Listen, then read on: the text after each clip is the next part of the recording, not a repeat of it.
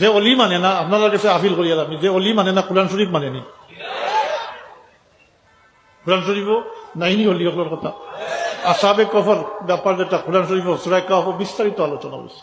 এটা দেখুন জানি, পড়ুন জানি, মাতই না। আর কোরআন শরীফের আয়াত যেটা সবসময় ওয়াজও শুনুন, আলা ইন্না আউলিয়া আল্লাহি লা খাউফুন আলাইহিম ওয়া লা হুম ইয়াহজানুন আল্লাযীনা আমানু ওয়া কানু ইয়াত্তাকুন লাহুমুল বুশরা ফিল হায়াতিদ দুনিয়া ওয়া ফিল আখিরাহ। জি, ওলির ডেফিনেশন বা সংজ্ঞা দিয়েছেন আল্লাহ, আল্লাযীনা আমানু ওয়া কানু ইয়াত্তাকুন, যারা ঈমান আনছেন এবং পরেজগারি ইখতিয়ার করছেন। পরেজগারি কিতা, যারা গুনাহ থেকে বাঁচিয়া থাকছেন।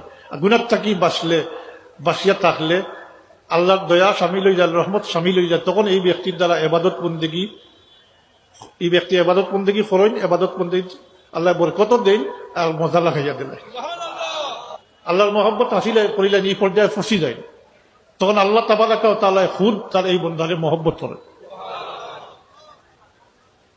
যদি দেখতে চাই না, আমার লগে কিতাব আছে, আমি কিন্তু এবারও তো একটা উপরছি না, সব মা আসল কইয়া। যখন আল্লাহ তাবারাকা ওয়া তাআলা তার এই বন্দারে মহব্বত করেন, তো জিবরিল আমিন যে ডাকিয়া হন, ও জিবরিল, জমিনও আমি আমার অমুক বন্দারে মহব্বত করি, তুমি জিবরিলে মহব্বত করো। জিবরিল